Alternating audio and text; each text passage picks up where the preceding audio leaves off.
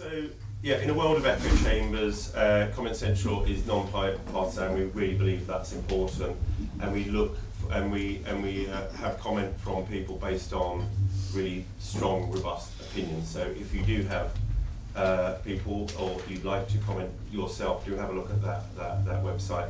It's mainly politicians and people in politics that are commenting on it. So for this morning's discussion is how to place the environment at the top of the government's agenda.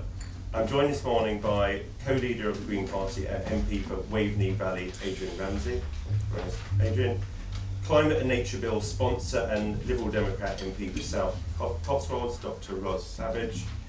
And Environment Audit Committee member and Labour Party MP for Brent West, Barry Gardiner.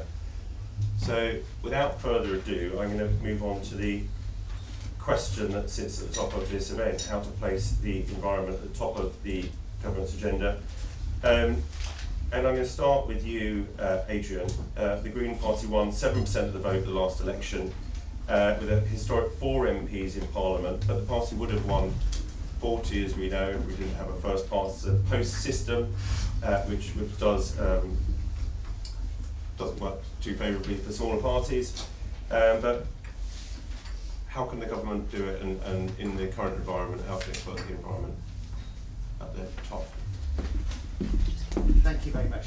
And just to clarify on format, you just want initial brief answers on each yeah, so in terms of format, I'm going to ask 1 or 2 questions of each of you, and then I'll open up questions to the audience if people want to think of those. Okay, thank you very much. And great to see everybody. What a lovely venue for an important discussion this morning. So clearly we need the environment to be at the heart of the government's agenda, and when I say the environment, I mean, of course, energy policy, of which the government has a strong focus, but I also mean nature. I also mean an overall approach to a circular economy, to be ensuring that we are operating every element of government policy, whether it's the Treasury or any other department, in line with the natural limits that we face on the planet and in line with a sustainable future. And we're some way off that at the moment, I think it's fair to say, albeit that there are, of course, areas where this government has moved in the right direction from where we were previously.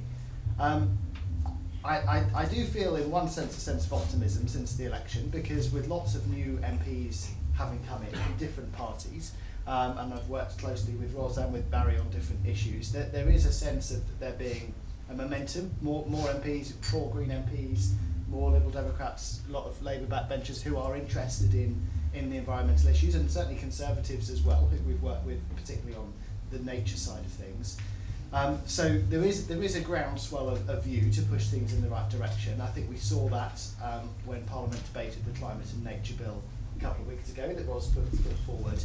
But we've really got to turn that into action now, and that's about being really clear about the degree of action needed, both on climate and on nature, and the ways that they interrelate, in order to rise to the scale of challenge that we've got to make sure we are hitting both the climate targets and the nature targets. We know we're way off track on both at the moment. The recent Office for Environmental Protection report made clear that in 20 out of 43 policy areas, the government was largely off track in terms of environmental policy, and was particularly poor in terms of nature restoration. And you don't need me to tell you in the room about the areas where we need more action. We know that things like funding for nature restoration is around half the level that the big nature charities are saying it needs to be. Same with nature-friendly farming is an important example of that. And a key example of nature policy that helps the economy, helps farmers, helps society, natural flood management, which I'm particularly interested in, also needs far more focus. And I think that's probably what brings me to the essence of the question of how we get things up the agenda. I came into politics, in fact I first joined the Green Party over 25 years ago as an idealistic teenager, and I still share those same ideals, but now very much focused on how we can practically achieve those changes. And the scale and urgency of the challenges that we face are ever greater. But what we need to do is to show that the action that we must take to rein in energy use, to protect the natural world, all of those things will have huge benefits for society, for putting our economy on a resilient footing, for protecting farms and homes from flooding, for ensuring that we keep our bills down, that we create lasting skilled jobs, that we have cleaner air, safer streets for our children to play in. We have a fairer society at the end of it as well, and ultimately we have an economy that's living within the natural limits of the planet. All of those things are huge opportunities if we can grasp them. But we also know the opposite is truly terrifying in terms of decline of nature and climate breakdown coming unchecked. And that brings me to another element that I think is essential in this debate, is that we have a greater focus on how a society will become more resilient to the changes in the climate that are already locked in and that are already coming down the track. And I find in talking to ordinary people from different and no political persuasions, that talking about the very practical impacts of climate, whether that be extreme heat or the impacts of flooding, the impacts of drought, water issues are so much at the centre of it, and talking about how we adapt to the changes that are happening, that's a way into the discussion. But of course we can adapt in ways that mitigate emissions as well, and we absolutely must accelerate what we're doing on that.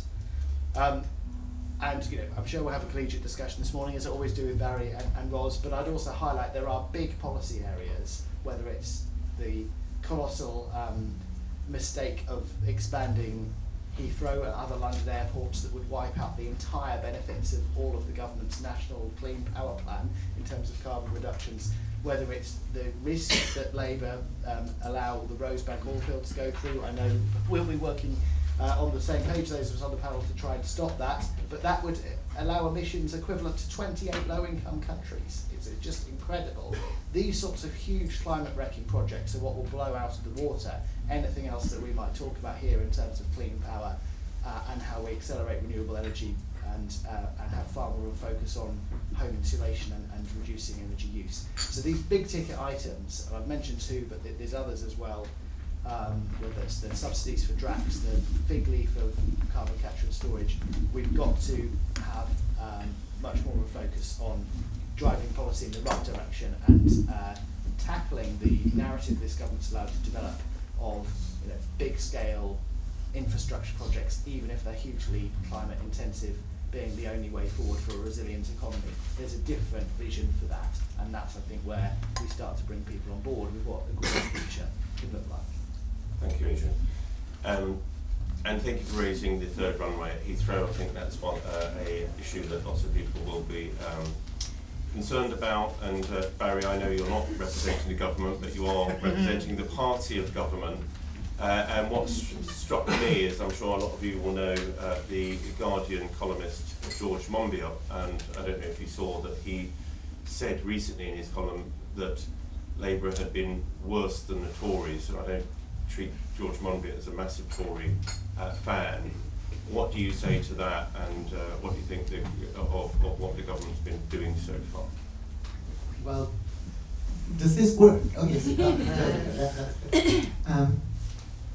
I wouldn't say to that. I don't think there's any point in getting into a sort of spat with George. I agree with much of what he says, and I don't want to sort of make it a party political thing. Look, to your question about how we get to where we want to be, and have this at the top of the government's agenda. The first thing is to make the environment something that people cast their vote about. And at the moment, it's still not. Because if you want politicians of whatever stripe to pay attention, they need to know that there are votes in it. And one of the difficulties is that people, if you ask them in a poll, will say how very, very important it is to them, but they don't actually vote about the environment. The second is actually to change the levers of government.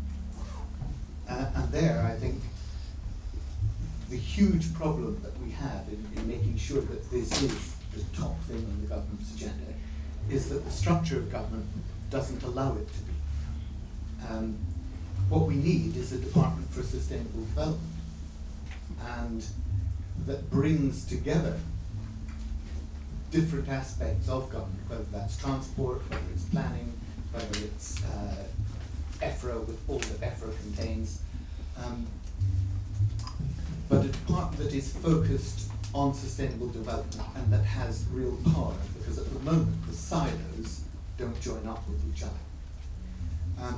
Aidan spoke absolutely correctly about the problems that we're facing with Rosebank and Heathrow. A total, if you look at what we criticised in the Labour Party, or actually all of us criticised the previous government for, it was for that stop-go approach and the way in which they pulled back on EVs and previous to that how they'd done it on solar and so on, and didn't give a clear lead to people and to business in particular and investors in particular about this is where we're going, this is the target that we have, and that's how we're going to achieve it. And I'm afraid that to have said what we've said previously about Heathrow, and now just to say, well, to hell with the four tests, we're just going ahead, we're driving it forward. And not just Heathrow, the other regional airports as well. That is not just disastrous from a climate point of view, from an environmental point of view, it's disastrous about the message that it gives to the public, because it says, we're not really serious when we talk to you about the environment. And Rosebank and Jackdaw, it was a very measured, a very careful statement. I don't know if some of you probably listened to it yesterday when Michael Shanks was giving that statement in the House. And he didn't take a position on Rosebank and Jackdaw except to say, this is something which, if they put in a new application for a license, we will have to consider, and therefore we cannot prejudice now.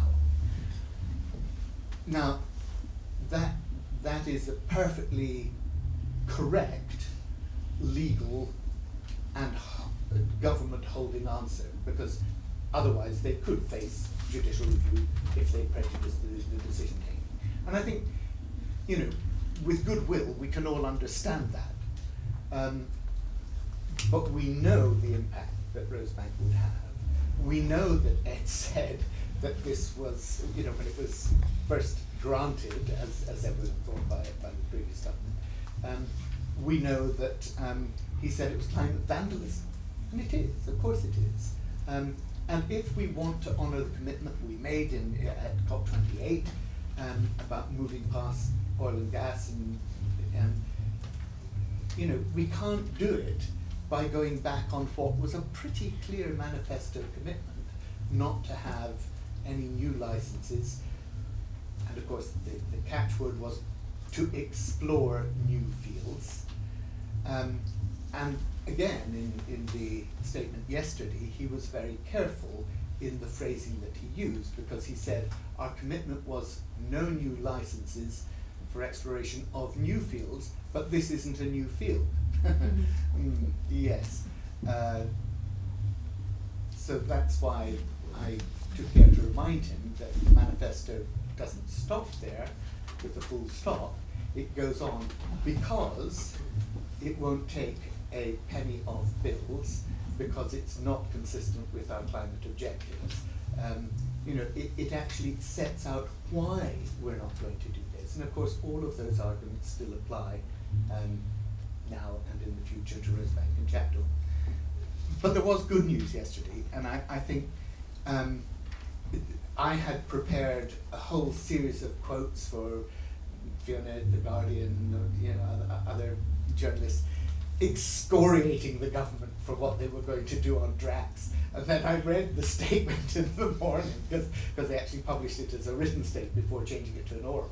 And I read the statement in the morning and I thought, oh goodness, I'm going to have to change everything I've said. So I sort of hurriedly put a new quote round, because actually that was a very, very strong change of policy there.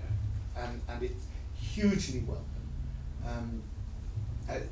Again, if you've not had time to look and see what it said, key to it is not just the halving of the subsidies, the insistence on 100% of sustainable sourcing of the wood pellets, no old growth forest, no primary forest, but key is that actually it changes the hierarchy order and says that you can never have it as baseload in preference to renewables, and that's so important. So there's good as well as bad going on, but we really do need to step up the campaigning on the bad. I'll leave it there because... Thank you, Barry, and firstly, thank you for continuing to really argue very vigorously for the environment and being a thorn in the side of the government.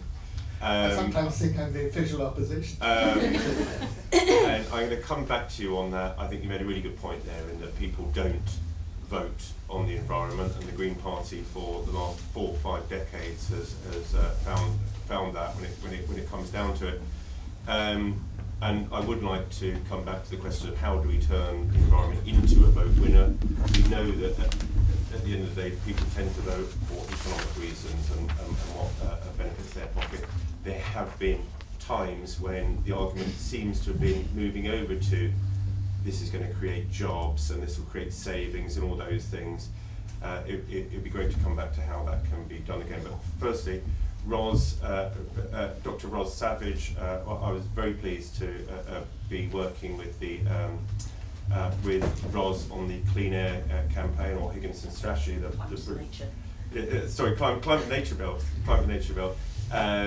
Higginson strategy team worked with you on that, and although the bill didn't go through, I thought we got some really fantastic wins there. Yeah, absolutely. So just to the question.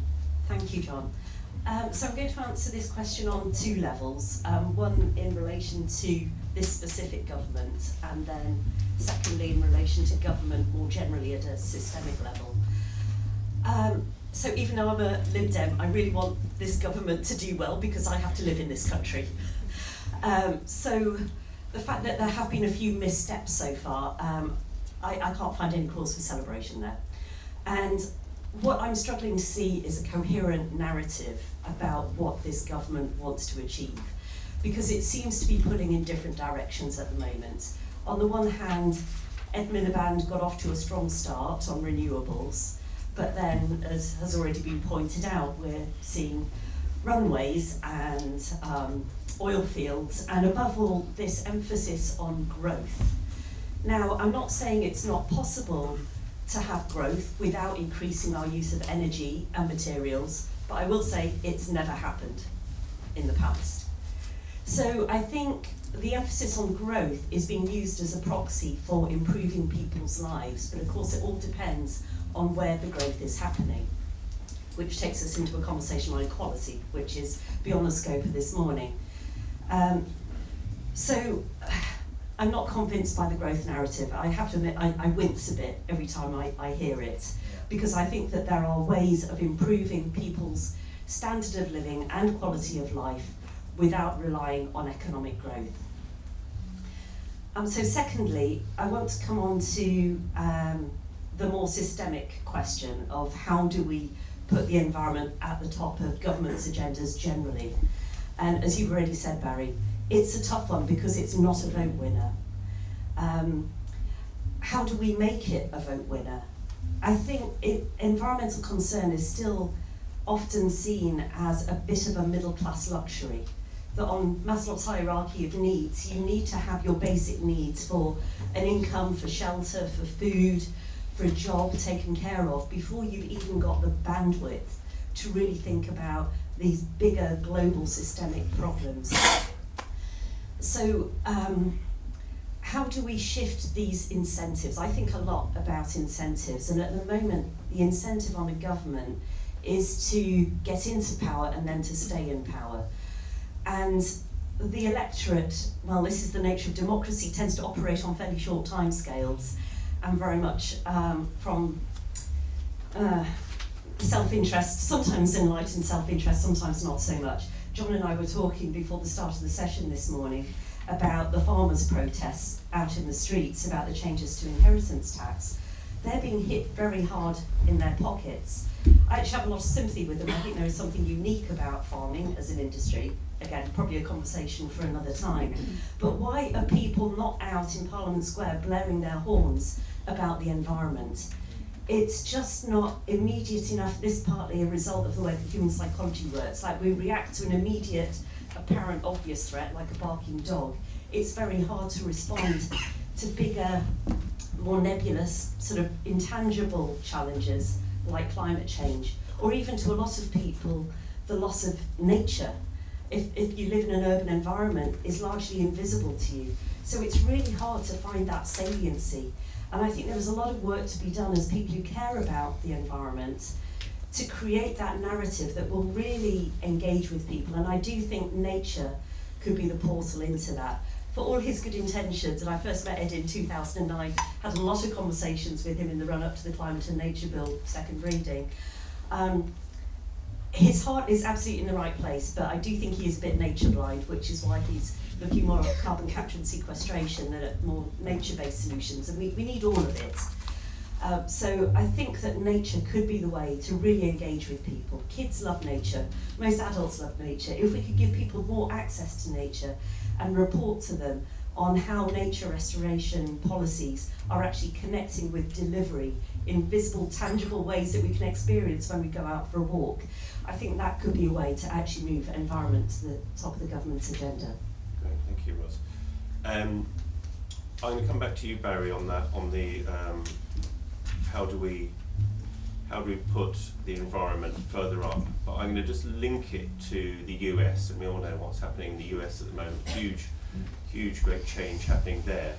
And my real fear is that the US economy does really start motoring along, and that everything that Trump does ends up getting replicated. We're already seeing it in polling in the UK with what appears to be a massive rapid rise in support for reform.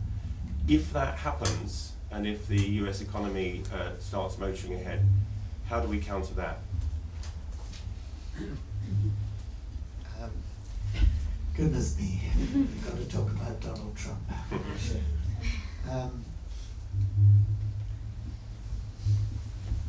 Look, I've been talking to a lot of friends in Washington since the election. And of course what he's done on the UNFCCC pulling out of the Paris Agreement was widely expected. I don't think we'll make as much of a difference as one might fear, because it didn't last time either. It takes 2 years, obviously, to exit, and that's according to the protocol.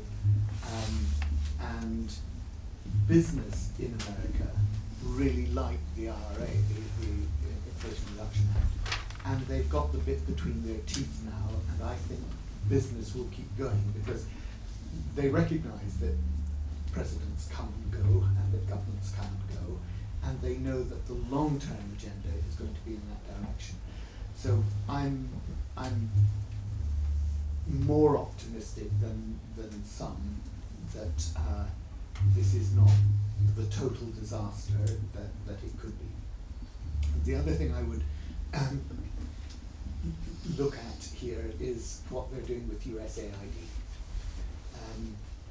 And again, I've had people in Washington say to me, look, this isn't the end of money going through, it's just going to be going through differently.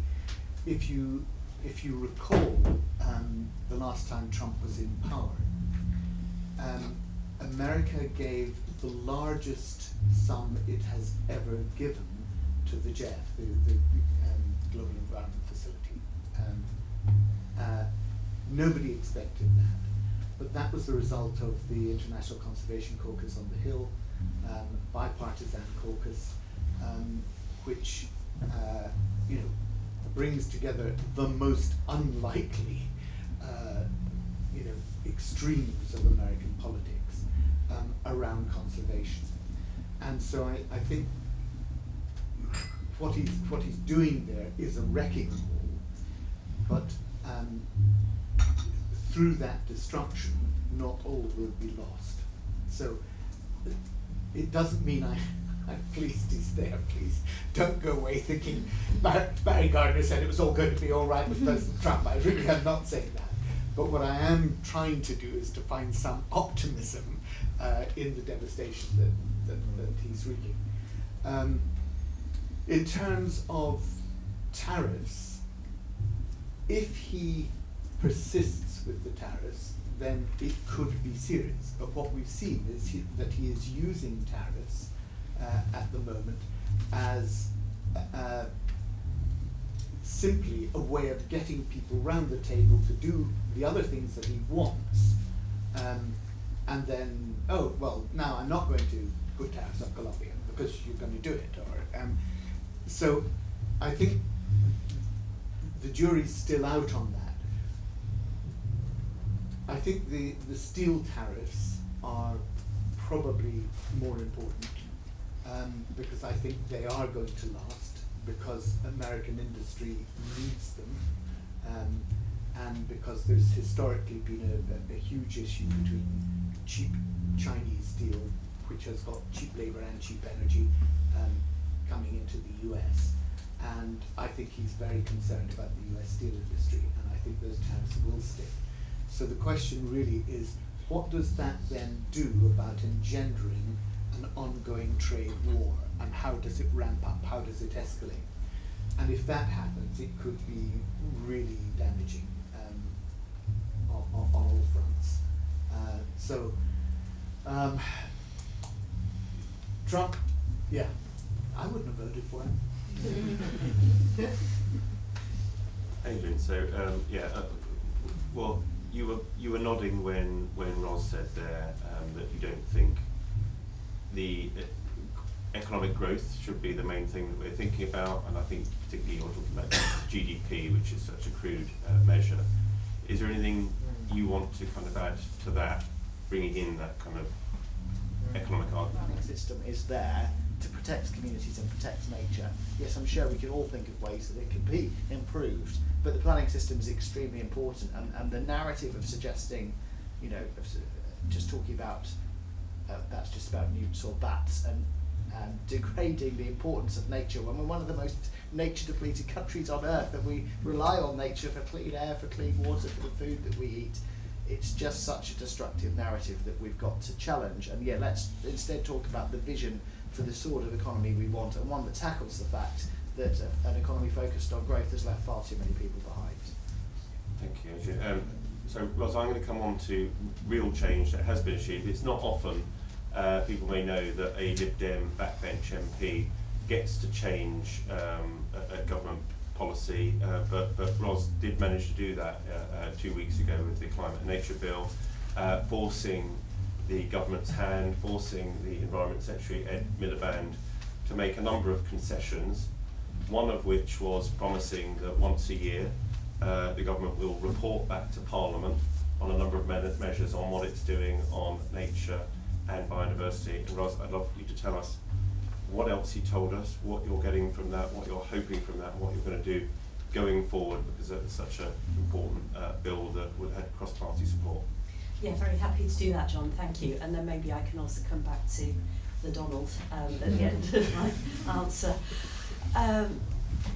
So the main concessions from the government during the negotiations leading up to the Climate and Nature Bill second reading were around the areas of nature restoration, which of course, Adrian's already mentioned, one of the most nature depleted countries in the world.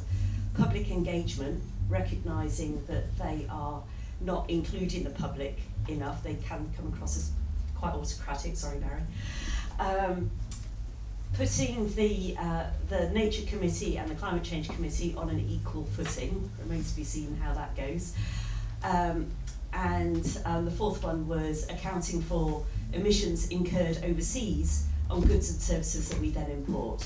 Because at the moment we don't account for those, and of course we've outsourced so much of our manufacturing base to other countries now, so it seems a little bit disingenuous not to include those emissions and those nature impacts in our accounting. But as John mentioned, probably the main thing is the commitment to this annual statement on climate and nature. And as Adrian highlighted, the metrics that we use are so important. You get what you measure for. Again, it comes back to incentives. So I'm looking forward to working with DESNES and DEFRA to identify what those metrics might be. I'm hoping to get them to commit to a consistent set of metrics that get reported on year, so it's really transparent to the public if and how much progress we're making towards those climate and nature goals. So it remains to be seen, but I'm really keen to work cross-party. We know that climate and nature policy has to transcend party boundaries. And heaven forbid if 4 years from now a radical right-wing party, naming no names, has a lot more power, if not in power, then we need to make sure that we're future-proofed as a country against any Trump-like reversals. So to come back to the Donald, like Barry, I am a relentless optimist. I think as an environmental campaigner for the last 22 years, you have to be stubborn in your optimism or else you just curl up in a ball. The story I'm telling myself is that for every action there is an equal and opposite reaction. So whether that's geographically, whether we see other countries say, well, the US aren't going to do their part, so we have to do extra. Ideally countries like China and India who really have the size of economy that can make a big difference to our environmental future. So it could be geographical or it could be over time. I do sometimes wonder if the 2016 victory for Trump was a reaction against Obama, who was, I don't need to point out the contrast between the two presidents.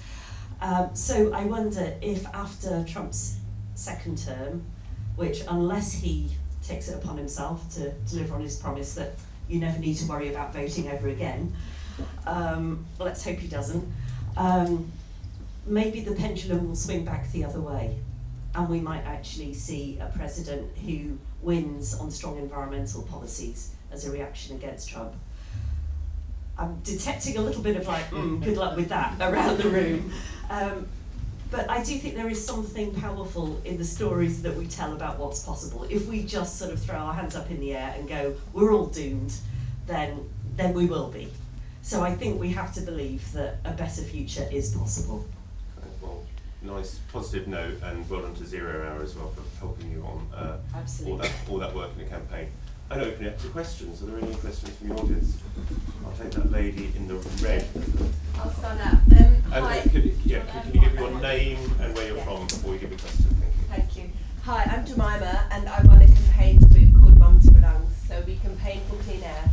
And I think what has been a bit missing here from the debate, from my perspective, because for me it's all about health, is the narrative around health. But I think, so I would really like to hear your thoughts why the three of you haven't mentioned it so much. And really, when the new government came into power, we were really hopeful. There's 6 of us on part-time staff. We're supported by hundreds of people around the country.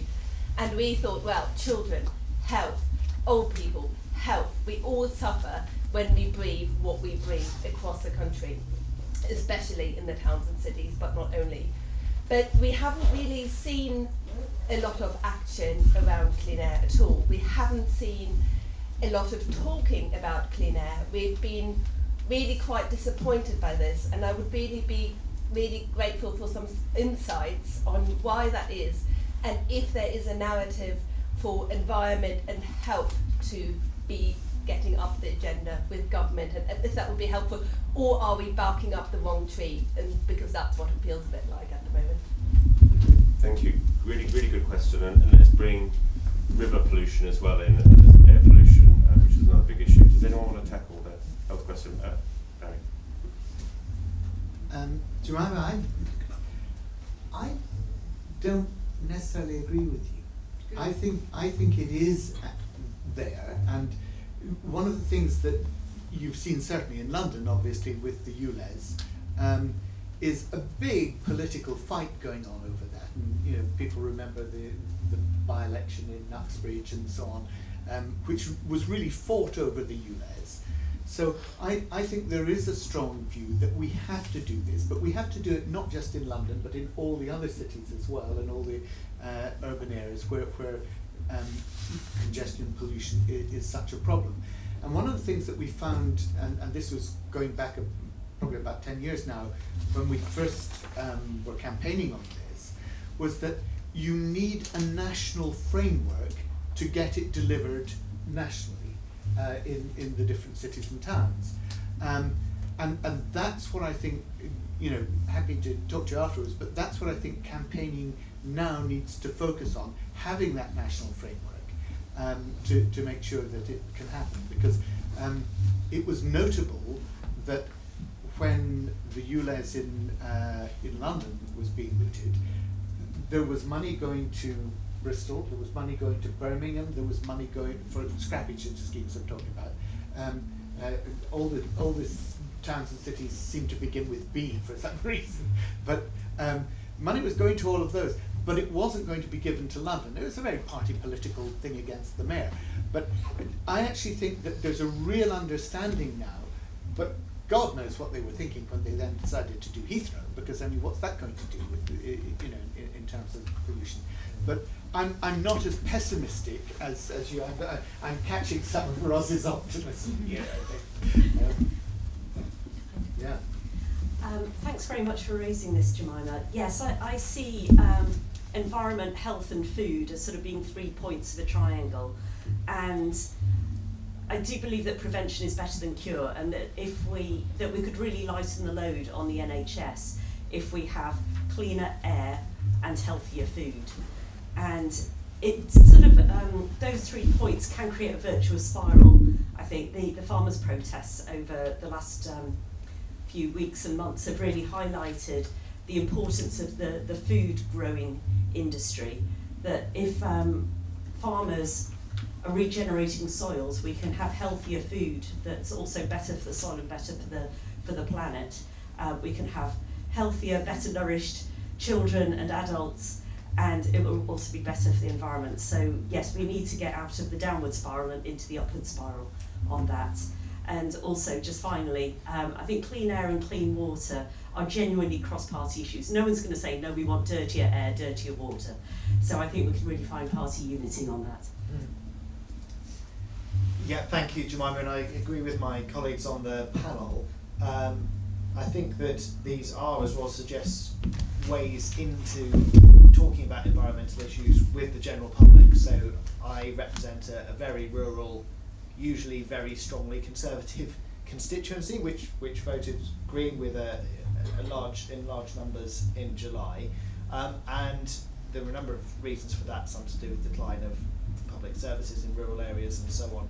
But one of the reasons was very much about neglect of the natural environment, of which the sewage scandal is totemic, and people really care about it, and that is about health for people, because it's about, is the river safe for me and my children to swim in, as well as understanding the impact on the natural environment. But there was a very strong sense for me in knocking on doors and speaking to people in the community that it was an issue in itself, but it was totemic of a decline in the natural environment more generally. And this is very much from voters from across the political spectrum.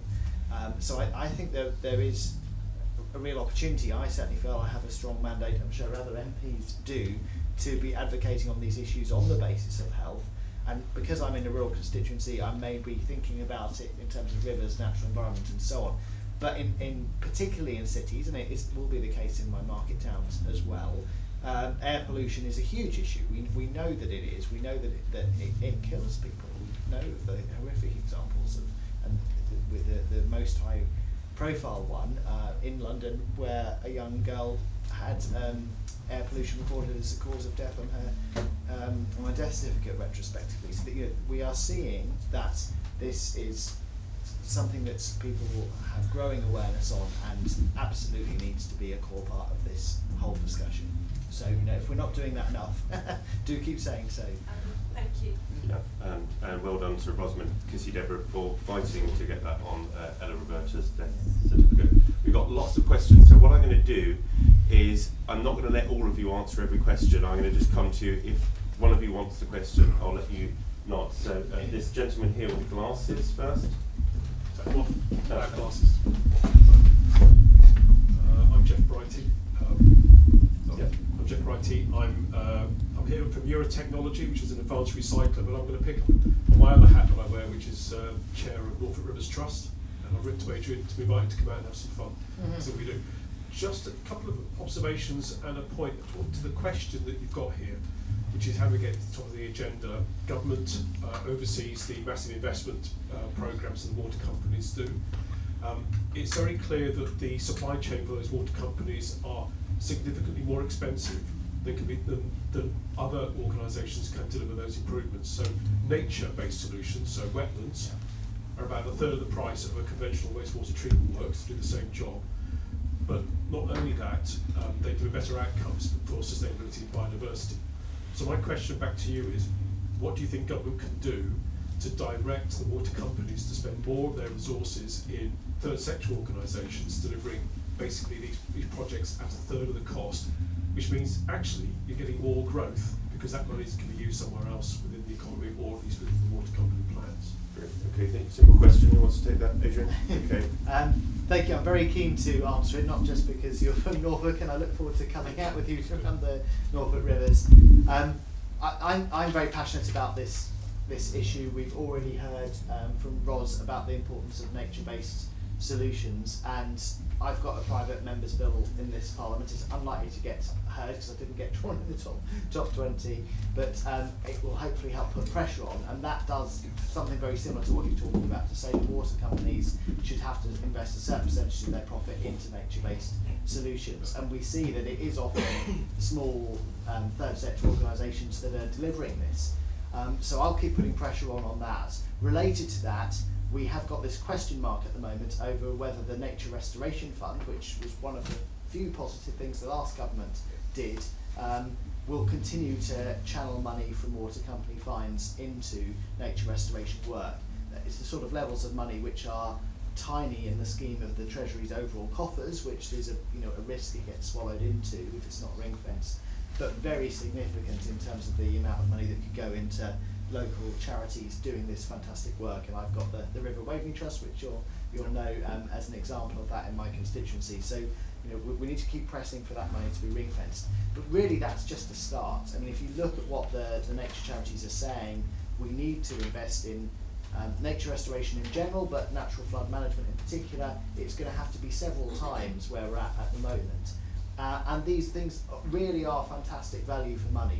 If you look at natural flood management as an example, and there's lots of nature restoration we need to see, that is obviously fantastic for reducing flood risks, but it will also increase wetlands, good for biodiversity, good for carbon sequestration, natural environment issues, good for farmers. If you have the right funding model, it means farmers are actually being paid for allowing some land to flood in a planned way, rather than dealing with the impacts of not doing that planning and it happening anyway to them and to properties. So and there are fantastic examples of this happening. There's great examples in my constituency. I'm currently pressing Daniel Zeichner to fund that, but let's make sure it's happening at the scale that's needed. Great, thank you. Nice, simple answer there. I'll take Will in the white t-shirt there.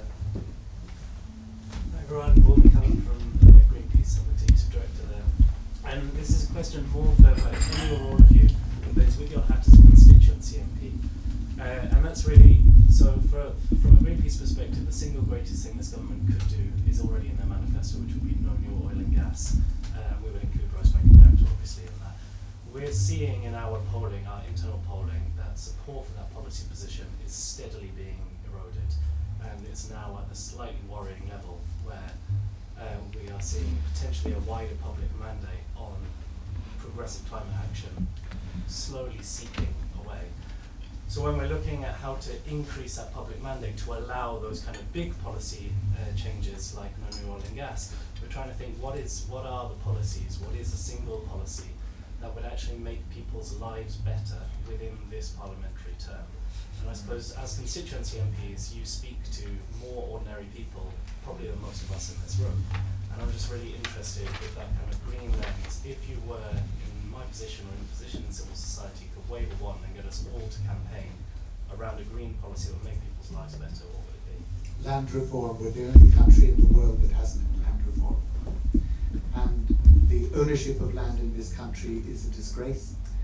It's been owned by the same 2,000 families and units for the past 2,000 years, well, 1,000 years. And effectively, unless you go for land reform, you aren't going to impact all the way through the housing agenda. How we're talking about wealth, and you know, so much of what Aidan and Rosa said about GDP. Who in this room has read the Dasgupta review? Right. Okay. The rest of you need to go and read it because it was commissioned by the Treasury, and it is perhaps the most important review that the government has done in I'd say the past 10 years, because it absolutely takes head on within the Treasury GDP, and Dasgupta talks about inclusive wealth as being the measure. He moves through that nicely to ultimately to a place that nobody expects him to, which is education and the importance of education. But if there's one thing that is going to affect the way in which we understand growth and wealth in this country, it's land reform. But we're not going to get it. That's the straight talking truth. But look at the impact that land reform I can hear have. the squeals already. Well, exactly. You know.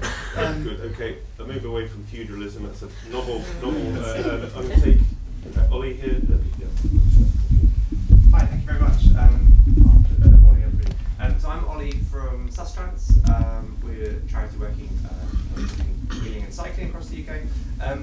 You've got a load of people in this room, a little bit of an echo chamber, and a lot of people really, really supportive of what you're talking about. I'm a really action-orientated person. I want to leave this room with some things to get on with, some people to talk to. Who are the blockers? Which people, which entities are the blockers bringing this topic up the agenda? And how can you sort of instruct the people in this room to support you to take action to bring the environment to where we want it to be? Right, so I hope this is going to be an answer to your question rather than just my own personal hobby horse. At the moment, we're being consistently told that there is no money, and that is a blockage. That there isn't money in government, so there isn't money in local government. Government funding is being cut in real terms. And so I think increasingly we're going to see communities looking around at their neighbours and saying, what can we do locally, starting right here with what we've got, with the people, with the time, with the resources. How can we, for example, set up a tool share scheme? How can we use time banking? How can we create a community garden? How can we start creating the change right here? Because I think that if we are waiting for government or even local government to offer us these changes on a plate, we're going to be waiting a very long time. Okay, thank you. I'll take the gentleman there in the red top. Thanks very much. My name's Henry. I work at Keep Britain Tidy, so we do a lot of work on local environment quality. We put out a report recently showing that litter-free spaces are 7 times less likely to be found in deprived communities, and that in those communities litter levels are 3 times higher. People say they're going to be discouraged from buying and renting in those areas, that it would deter business investment, that they wouldn't feel safe walking there at night. that it would negatively affect their mental health, and they feel embarrassed to live there. So my question is around this: how has the narrative been seized that this is like a middle class issue, and how can we win this back? It's clearly disproportionately impacting the worst off. So it's a class issue, and therefore it should be a Labour issue. So how can Labour take ownership and make a case that environmental protection and enhancement, particularly on a local level, is actually benefiting the worst off communities? Okay. So littering. You're talking about my road. You're talking about exactly where I live. I live just off the Ealing Road in Wembley, and every morning I get up, there's a tree on the pavement outside my house, and there'll be a little black bag there that's got last night's takeaways and whatever in it, and on the corner there's the mattresses, there's the sofas, there's the dumped rubbish. And it's not a middle class issue happening because the landlords, every time they're changing the tenants, they're throwing out the old mattresses and they don't want to pay for it. And there's a very poor licensing regime of landlords. But it's a huge issue, and it's very difficult to deal with unless you go right back to the source, which is the housing, and properly licensing. What I would like to see local authorities have the power to do is to impose on all the landlords of HMOs a £1,000 annual charge per property that is on top of their license, which is exclusively for the clearing away of their mattresses, their old fridges, their sofas and so on, the detritus that comes out every 6 months or so. And if they did that and had a coal service that, because they've paid their £1,000, they can have the council come and take it away, we could actually get rid of it off the streets. But you don't get rid of the last night's takeaway because you have 15, 20 people living in the one house and there's only one kitchen. And that's why they're not eating in the house, it's why the bins are too full, and it's why it goes out onto the street. Thank you, Barry. So, good idea there. I can take a question from this woman in red hair. I might do 3 questions at once if we can remember. So, go on. I'll keep it brief, thank you. And it's not red, it's pink. I knew that you'd notice. I wanted to touch on a different issue which hasn't been discussed around extended producer responsibility. I don't know if anyone's that knowledgeable on that area. It's an issue that's important. Victoria from the British Beauty Council. We are a massive contributor to packaging waste. We produce 120 billion units a year. So it's something that we really need to tackle as an industry. And for us, extended producer responsibility is really important. But from a comms perspective, it's really dry because it's essentially a waste management strategy. How do you think we can work better, going on the point that you mentioned about the barking dog, of if you think back to COP26, when we were in Glasgow, about how for the general public, environmental policy was probably in the top 5 issues, whereas now more than 50% of British people think that there are more pressing issues in the environment going on at the moment. How can we move the agenda in terms of better comms messaging to explain to the public why we need more work around waste management, where the recycling is going, recycling in general, and just thinking more about circularity and waste? Great, okay, thank you. So that question's on EPR, and I'll put one of you. I take this guy in the blue jumper and the woman next. Thank you. Yeah, so Sam Baker from Business Declares. So Adrian, you mentioned adaptation, and it seems to me that when we've seen sort of disasters unfold, including COVID for that matter, community cohesion is really at the core of resilience. So first of all, I think there is a need for that cohesion. I'd be interested to hear any sort of reflections on how that might be engendered. And I think then, Ros, if we think about what you were saying about putting nature at the heart, or the opportunity to sort of use nature as something that we all care about, it can be quite difficult to pin down, but people do care about their local place, and we've just heard that in the terms of littering, which is almost anti-nature. So I'm just wondering whether or not there's that need for cohesion, the opportunity to put the care about your local environment where you live at the heart of it. Have we seen sort of successes of that, or have we thought about the narrative and the policy that might drive that? Good, okay. Local and the woman next to it. So how do we make that local after that? Someone? Thank you. Lifting right up to the other end, I'm Rachel Solomon-Williams. I'm the Executive Director at the Aldersgate Group. I'm also here as a trustee of Rewilding Britain. And I wanted to ask about kind of urgency. So lots of the things that you've discussed about narrative are incredibly important and long-term, thinking about is growth important and all of those things, I fully agree with. The single most important thing that's going to happen in the next 5 years or 4 years, as we progress to our very challenging 2030 targets on climate and nature, is the spending review, which is happening right now and is going to be decided in June. We need to get to the Chancellor and understand what's making her tick, and influence the way in which she makes decisions around the spending review today, I would say, or possibly in the next few weeks. I think the deadline was actually Sunday night for submissions to the spending review, anyway. And she's obviously panicking about the economy, she's panicking about bond markets. These are the things that are filling her inbox, and also the people that she is listening to the most strongly. How do we get these changes into that spending review based on the fact that those are the things that she's panicking about? Okay, you've almost answered your question in that growth, it sounds like is all that makes her tick. First question there, who wants to do the EPR recycling question? Who wants to tackle that one? I thought it was Ross's, but I'm going to take the resilience one. Okay. On EPR, it's good news on the drinks container scheme. We're going to have the bottle, Deposit return. Deposit return. Those of us who are of a certain age will remember getting our pocket money enhanced by that, and it's great that that's coming back. But we do need it much more widely in terms of and that's waste electrical goods.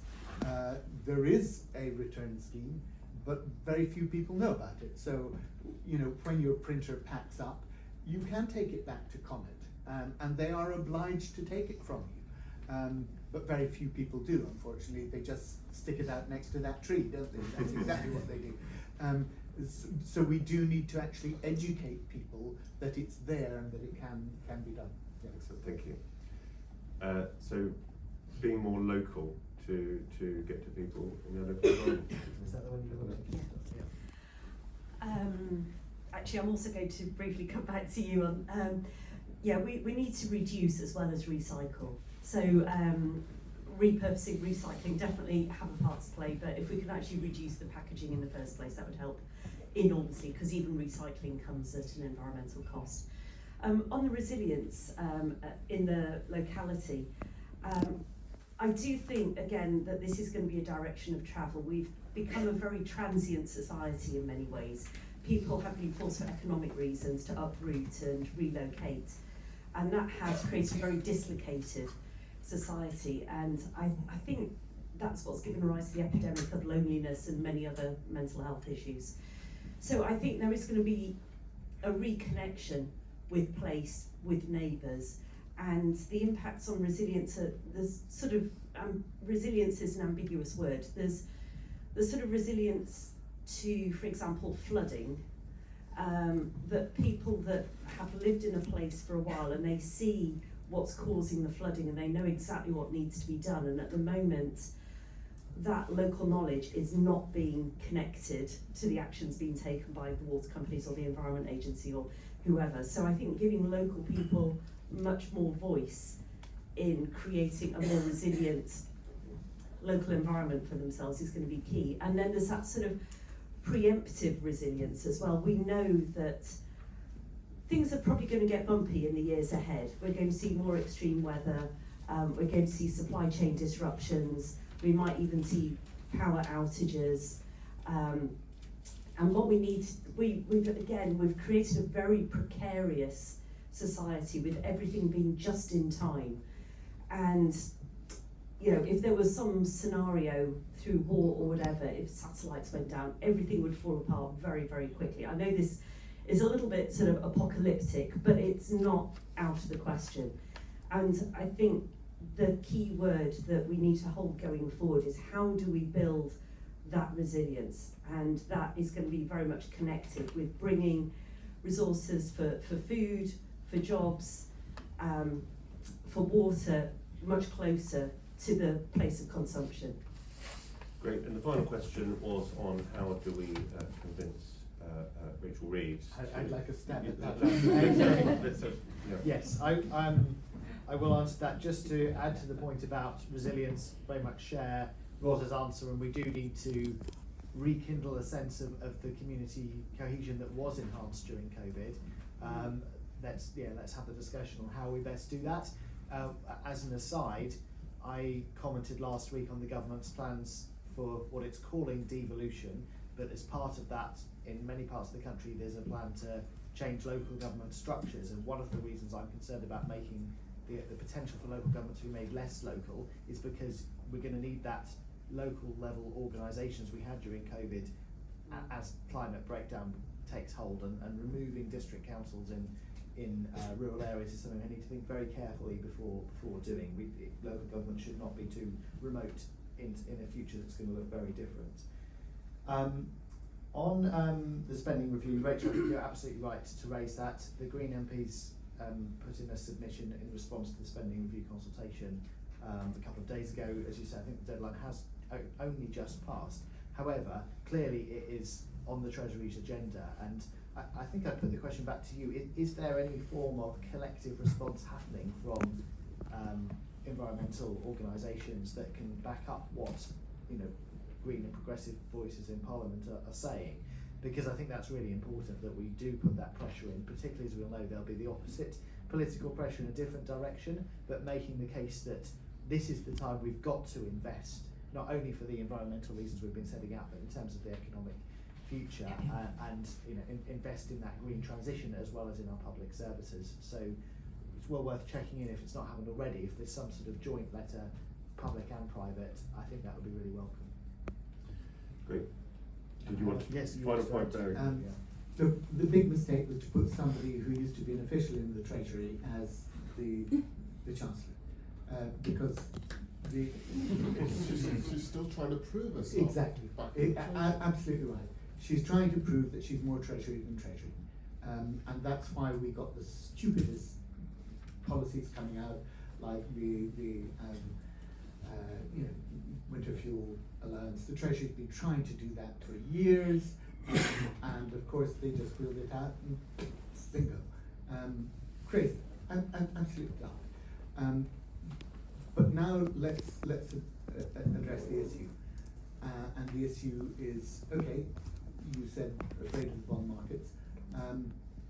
Let's look at debt to GDP. Let's look at debt to GDP in 1945. Okay?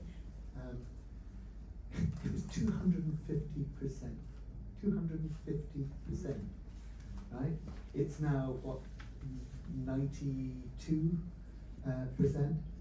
In fact, I think it's lower than that now. We created the National Health Service. We created the welfare state. We rebuilt Britain when it was 250% of GDP, debt to GDP. If we taxed the oil and gas industry at the same level as the global average, we tax it currently at the lowest, sorry, not currently, our base rate of tax is the lowest in the world at 38%. Because we've put the windfall on it, it takes it up to the average at 75%. But if we taxed it at the global average, it would create an extra 14 billion for the Treasury every year. If we taxed wealth properly in this country, that would also create about the same amount in terms, and we're talking about changes to capital gains tax and inheritance tax. And you see, I differ slightly from Ros on farmers, because I do think there's a deal to be done on APR and farming, but actually the NFU won't do it. And I've sat down with the NFU and officials and farmers to talk about it. And the reason the NFU won't do it was because it would pit their really wealthy members against their poorer members. But if you could cut a deal very easily around 5 million, which would take care of the smaller family farms, but you would then have to say, in order to get the Treasury the money that it wants, that in fact above that threshold it was 40%, same as everybody else, not 20%, and that's where it would hit the wealthiest landowners, the wealthiest farmers. And you know from the Warwick study that actually, what was it, over, I can't give you the statistic, it's somewhere there, but it's over 60% of the people who availed themselves of the APR relief in the last year had not received a penny in income from farming in the past 5 years. They're not farmers, right? They're not. The vast majority of them are using it as a tax break. That's why you have, the guy who does the musicals, investing in Andrew Lloyd Webber. So, we could do this. There's money to do it. We've done it before. Debt to GDP is not the be all and end all, and the Treasury actually has within its own domain the descriptor review that shows them how they need to transition away from the model of the economy that they've got to a model of the economy that's about inclusive wealth. Thank you. Can I just Very, borrow the very, mic? very I just want to agree with Barry 250%. Right, first. Can I Final. just say, we're doing another round of questions. No, this is final it. So Well, sorry. I've got the mic in my hand then. While you've got the mic, I go just on want to then. say, the people who've asked questions and have said which organisations they're from, and I'm sure everyone who didn't get the mic at any point, such a fascinating group of people in this room coming at this question of the environment from so many different perspectives. I wish we had 5 days here instead of... Right. Well, I'm going to tell you just that. So that brings me on nicely to say, look, this was our first ever Comment Central breakfast. Thank you all for coming. As you said, some fantastic questions from the audience. You didn't all get questions. We are doing a run of these over the course of the year. Thank you very much for the Higginson team, Sarah, Matilda, Will, and Jake for organising a great event. Thank you. Thank you to our partners at Comment Central, Bridgehead, who run Comment Central with us, and thank you to the fantastic panel of Barry Gardiner, Adrian Ramsay, and Ross Savage. Thank you indeed.